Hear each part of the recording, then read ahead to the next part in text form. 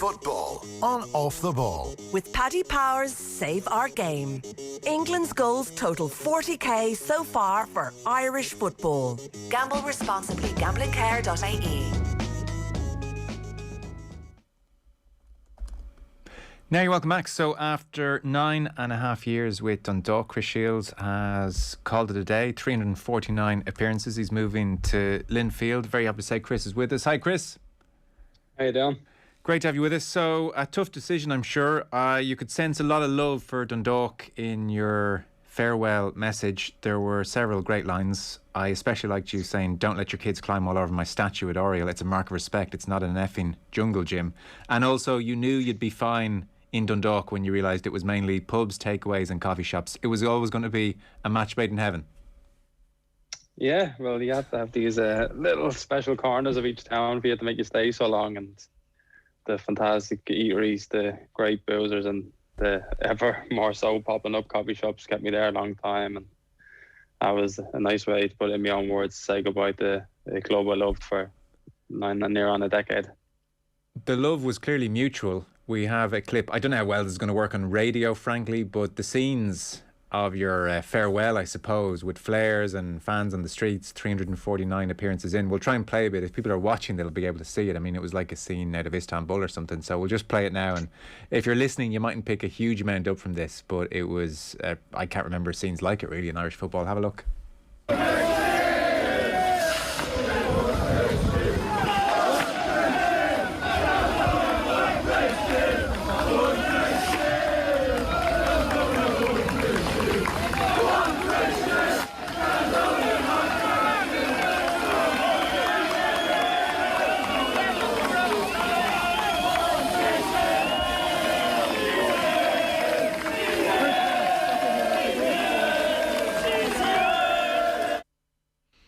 Yeah, not your usual goodbye. I presume you'd been told to go outside and see what was going on, or was that a total surprise when you got out there?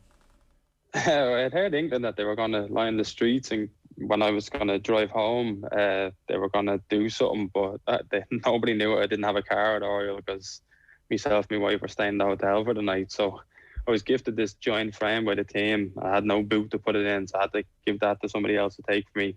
Then I had a lot of media stuff to do, and then I got a word saying, "Look, there's people outside. Will you go down the laneway where you usually enter Oriel?" And sure, I was very well taken back when I walked out and seen the reception I got, the sign, the flares, the effort people had gone to this day after the game. It was well after 10 o'clock, and even my man Dad stood around for it as well. So it was wow.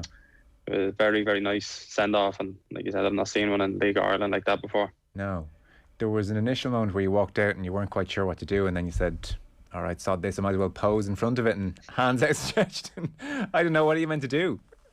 I didn't know what to do, so I just started waving to people like I was the Pope. I didn't know what to do. I couldn't go around shaking people's hands given the pandemic. So I said, "Look, give me the flare and we may get a good few pictures out of this anyway to look back on." Did you have a sense, I mean you must have, but did you have a sense that you were very well regarded amongst the fans and much loved anyway? I had a sense in a way that I could get away with what I was saying in my own statement, but the sheer volume of messages I got through Twitter, Instagram, all social media outlets, myself, my wife barely talked for 2 days because we were too busy scrolling through our phones to see. It was nearly an unreadable amount of messages I got to keep up with. My ma got the same because she's made a lot of friends and her phone was pinging more than she probably liked. But it was a breathtaking kind of reaction to something that it could have went down poorly, but seeing the reaction now, it went down well, and it was probably the perfect way to leave nearly. So tell us about the decision to leave then, because that's not easy, clearly, if you're leaving that network behind and your family clearly enjoy it as well. What was the thinking? Surely family. I have 2 young kids now. I have a 2.5-year-old and a 12-week-old son. And I suppose I've been doing it years. I'm living in Bangor since 2016, and that's when the height of the success really kicked in. And people don't really see me getting up at 3 or 4 in the morning to travel to Dublin to go to any of the European trips. Is usually an extra day for myself because I might have to stay down the night before, or the 15, 16-hour days I do to even just go away. I thought it would, as a father, I just thought it'd be nicer to be be home, closer to home, and be there for my wife and my kids now. Okay, so is it that your wife is from Northern Ireland, that's why you're living up there, kind of thing? Yes, Okay. yeah, she's from Bangor, and it was always easier for me to commute. Okay, so that's a trek, that takes a toll, and that's the logic, really. It's as simple as that. Yeah, it is. It was no easy decision, but it was just the kind of decision of maturity, and I just thought, look, this is the best thing for my family. We don't have a plethora of relatives up here. It's myself, my wife, and my two in-laws. The rest of our families are scattered everywhere. My own are in Dublin. I'd say to people, obviously, my ma would, at a drop of a hat, come up if I needed her, but it's not feasible. We've a very, very little community of support, and her parents are great, to be fair. It was an amazing ride at Dundalk, to say the least. When you first pitched up in 2012, you didn't settle perfectly originally, and then I think there were even some trials in the UK, and Stephen Kenny comes on board and he likes the cut of your jib and brings you back in, and you know, that was almost the key moment, I suppose, for you in Dundalk, Kenny's arrival and him saying, we can do something here, come aboard. That was it, yeah. I almost got relegated my first year. Luckily, we stayed up in the playoff against Waterford. And in saying that, had we went down, Kenny wouldn't have took over and all this wouldn't have happened. So the win in Waterford that night to stay in the league was the kickstart of the Kenny era. And sure, from then on, it was a whirlwind, roller coaster, whatever you want to say, you know, almost near perfection in the League of Ireland terms, and then across Europe as well. And Stephen had that effect on my career and a lot of people's in that dressing room's career as well. What did he do for you personally? I am asked that a lot, and it is really hard to say, to pinpoint, look, Stephen did this. It was just more as man management and the installing the confidence where you may have not had that before from a different manager. He'd make you feel 10 foot tall. He always had a great backroom staff with him. You know, himself and Vinny worked wonderfully for 7, 8 years as Stephen was in charge, and it probably does come down to his man management. It makes you feel 10 foot tall that you couldn't have felt before, and if you feel like that, you do play like that. And when you say he makes you feel 10 foot tall, so I mean, is he grabbing you by the collar and saying, Chris, you're the best, you're the greatest, no one can touch you, you know, like Mourinho at Lampard naked in the showers that time, you know, you're the greatest thing you've ever seen? Or is it in more subtle ways that he makes you feel good about yourself? Give us a sense of how he operates when you say man management from your perspective, say. I know you can't speak for everyone. For me, like, I always noticed we weren't naked in the showers for starters, but he knew he could grab somebody and tell them they're the best in the world, and that would work for that person. Okay. Whereas that mightn't have worked for me. I might got a rocket up the hole, and I'd be like, he'd know I'd go out and prove, out of spite, I'd go out and play well to prove him wrong. Right. Stuff like that. And were you the spiteful type who needed the rocket? Oh yeah, always was. I'd rather I do most things in life with a hint of spite. That's my best attribute. So he cottoned onto that pretty quickly, and he didn't let you get too ahead of yourself. Always kept you a little bit wanting to get some approval. Exactly. If he felt I was getting ahead of myself in any way, he'd bring you right down to earth. And he thought there was a small group of us he could do that, and then there was ones like Gano that he would wrap in cotton wool and tell him he's everything under the sun. I mean, geez, you've reached such a brilliant level personally as well, and even in the European Games pretty recently, late last year, you were putting in exceptional performances. Is it fair to say, and by all means shoot me down with spite if this is wrong, is it fair to say that you've improved as a player over the years and continue to get better? That'd be a sense I have. It mightn't be a fair one. No, it's a fair assessment. I think that myself as well. As I got older, I don't know what it was, whether my game matured or whatever, but I always seem to handle bigger situations and games better, and that makes you come up as a better player. And you said some of my best performances, personally, I would say, have come in the European games, let alone the group games, which is something I'm probably very proud of looking back on my time at Dundalk. And people would always say we always thought you were going to slow down at a certain point, but I just kept excelling somehow, and I just hope it continues. I'll be playing till I'm 65. Well, even in the European games, quality on the ball was there, but your reading of the game, I mean, you seem to just be anticipating passes and nipping in at various points. And again, that should be a more difficult thing to do at a higher level, I would think. You're playing against more intelligent players, and clearly you seem to hit that plane or hit that wavelength and excel at it for whatever reason. It's a nice quality to have. Yeah, it was good, and it kind of just came with experience because we were so used to having the ball here domestically. When we went to Europe, it was a different story altogether. So you had to be very patient, and picking your times was right, and that kind of came into your game. And I always say I learned by the amount of games I played, gathered a wealth of experience as well as playing with great players and learning off the ones like Rory Higgins and Stevie O'Donnell were always great players to learn off and take their traits, make them your traits, and you'll be a better player for it. The recent decline at Dundalk, can you put your finger on that, aside from the obvious Stephen went, and so he's a serious departure and a tough man to place, like to replace? The last couple of years can't have been fun when you had reached such heights.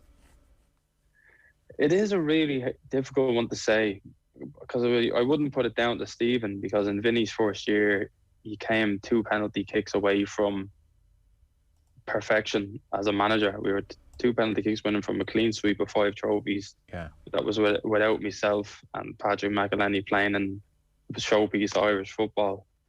It just seems to be, since, obviously not blaming that, but since COVID, there was just stuff went wrong and it just kept going wrong. Last year wasn't a great year, but what we did probably papered over a lot of cracks, i.e. getting into Europe and winning the cup. Yeah. And obviously this year didn't start off poorly, continued poorly. We were very inconsistent, and now by the looks of it, Vinny's come in and he's steadied the ship, and unfortunately that would be probably what we be wanting from this season, is steadying the ship and taking a game about whether and having any actual goals at the minute. And do you have misgivings over the ownership or the way the club has been run since Stephen departed? It's hard to say. Obviously I'd imagine contract talks could have went better, given the players that we've lost, like Gannon and Sean Hall were huge at the start of the year. Right. But then some people just might have personal preferences and fancy change, and it just all came together at a bad timing for Dundalk. Does that make it easier for you to leave? I'm sure Vinnie Perth would love for you to have stayed. Might have been harder to leave in 2016 than it is now, or were you going regardless? This move was always on the horizon. Right. I know David Healy, he lives in the same town as me, and I always knew I would play up here eventually. Okay. It was still very, very hard to leave because I'm so fond of Dundalk. It's all I've known for near 10 years. Vinny coming back, the deal was done before Vinny came back, but I probably still would have wanted to go. The timing suited all parties. Look, I get a full season with Linfield, which is my preference, rather than coming in January and scrambling to get a half a season. Dundalk, I've got a small fee, whatever it was. It's better than nothing for a 30-year-old, and I'm playing closer to home and kind of excited for a new challenge. Like, it's like somebody getting a new job. I've not had that for 10 years, so it's quite an exciting time as well. Yeah. First day at the new job, have to sing a song in the dressing room, all that stuff. Yeah, see, I've never ever had to do that because I was at Brave for years and I was young, and then I was there before anyone else at Dundalk, so I think I'll have to do that on my European trip, so I get brushing up on the plane. What do you know of the football up north then? Will it be radically different, pretty similar? I know a lot. It was probably a league I watch more than any, just given the location from known players within the league. It just kind of piqued my interest. I'd go to the odd game when I could before COVID. So I'm not coming in blind. Linfield's a huge club that demands success, so it's no real change in demands on me club-wise. And it's probably just take it as it comes now. There's going to be a demand for success, and I'm happy to meet it. Football-wise, it might be a bit different, but things are improving in the league. I think the Irish League is in its strongest it has been in a long, long time. I remember having a chat with John Gale. He's gone into Warren Point, and we discussed it the day he moved as well. So it's in a very good place at the minute. Yeah. The League of Ireland. So when you said the Irish League, are you talking League of Ireland there or up north? The Irish League, is the league up here, Yeah.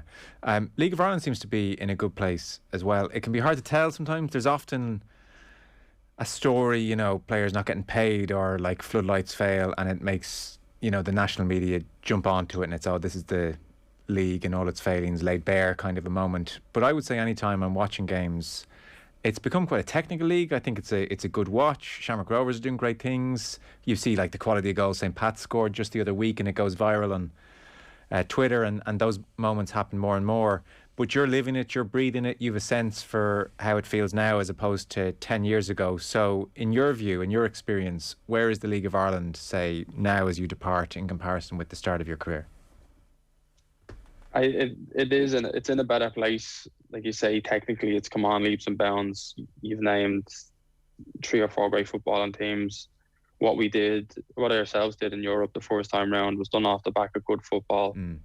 No disrespect to the great Bows team of 2007, 2008 and Rovers 2011, but I think the team like Shamrock Rovers now, rather than old, it's a better technical and better footballing side now, and you see it right throughout the league. The introduction of the 13s, 15s, 17s and 19s national leagues to do with the clubs, I think is only going to improve the grassroots level. You'll see more and more young players coming through the league, like there are now, like a young Kenny up front for Sligo. It's a long time since a kid of that age doing what he's doing, so that's great to see. Stevie's bringing in some young players at Pats.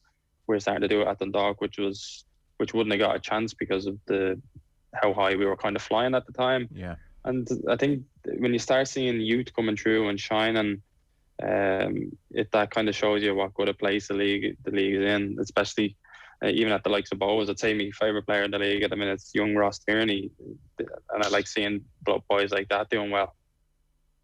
And is it a more stable source of employment for players? Like, do you feel you can come in and clubs are being run well, and, you know, stories which we've seen over the years of crisis here or crisis there are hopefully largely behind us, or is it still a rocky road in that respect? Money's always going to be tight, I accept that, so I'm not saying, you know, there's going to be billionaire benefactors taking over type thing, but just in terms of a good professional league where someone like you looks at it and says, this is a really good viable career for me, I can get a mortgage here playing and, you know, plan a life over the next 10 years.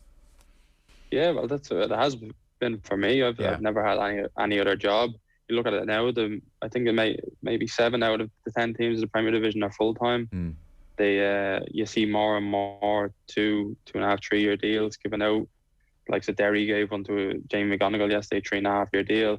There was a period there when I was playing, maybe from 2012 to about 2015, maybe 16. We weren't really seeing a lot of 2 and 3 year deals handed out, and things have steadily progressed in each club, and they must be being running well if clubs are able to start doing that. Yeah, which is great. And like between Brexit and everything else, the clubs are really going to have to develop young talent. Do you have faith that the academies at 13s, 15s, 17s are in a position to do that and well resourced enough to do that?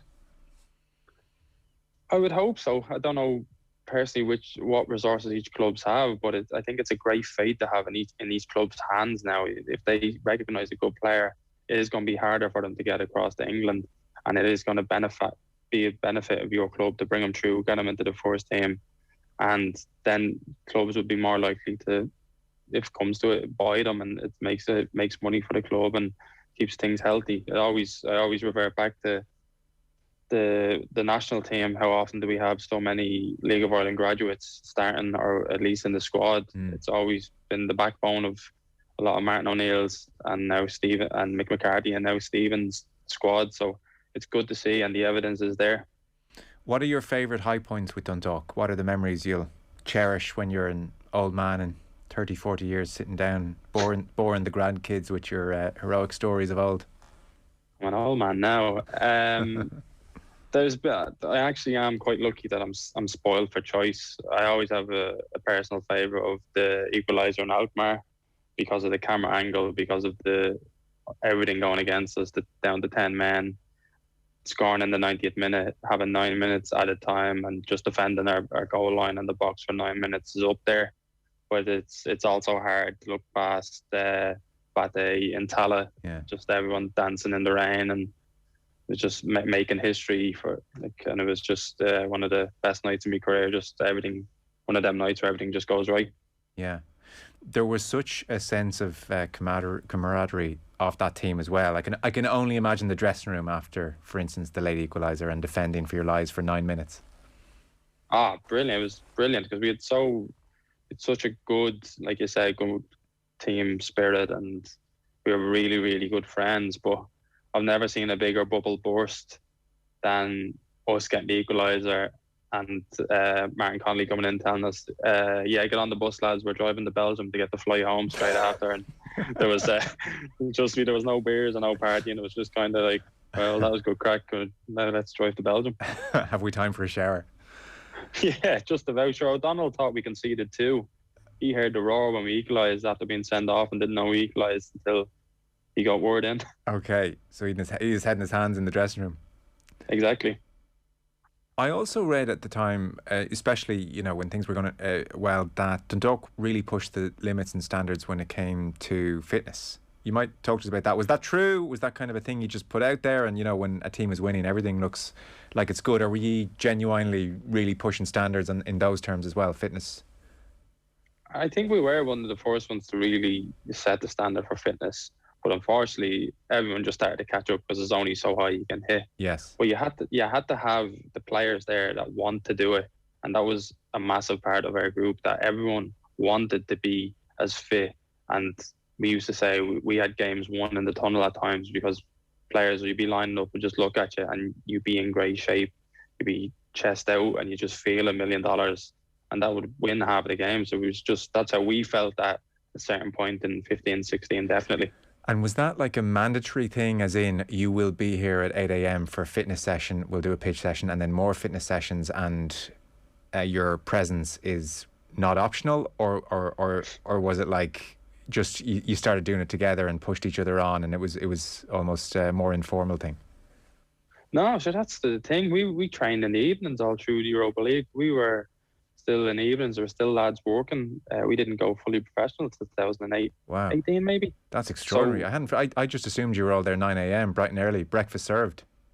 Not at all, no. So there was a group, there was a split group. So the lads who lived in Dundalk that I was part of, and I lived in a house of 4 and 5, and we'd all go to the gym together during the day. It used to be like doing the same thing every day. You get up, you get your breakfast, whatever, you go to the gym, go for a coffee, come back, up to training, home, and rest and repeat. And this was the same with the lads in Dublin, and it was just like a non-stop winning mentality that we like, not we, a few people compared us to. We were like the Dublin of League of Ireland football at the time. Wow, amazing. God, to think what you achieved in those circumstances, that's absolutely exceptional. Well, listen, we'll keep an eye out. Any kids, like you say in your statement, no climbing over your statue at Oriel. When's the unveiling, by the way? Soon, I'd hope, because I don't have all day. I'm busy up here now, and my Saturdays are match days, and don't want people climbing on that statue because poor Nolly will have to come out and polish it. Well, 349 appearances and a truckload of medals and European appearances as well. As you would have seen yourself after your last game, you'll be sorely missed. Very best of luck. You're far from done yet at Linfield. We'll talk to you in another 8.5, 9 years and see how it's gone there. Chris Shields, thanks so much. Appreciate it. No worries. Thanks very much. On radio, on the News Talk app powered by Go Loud and smart speaker. Play News Talk.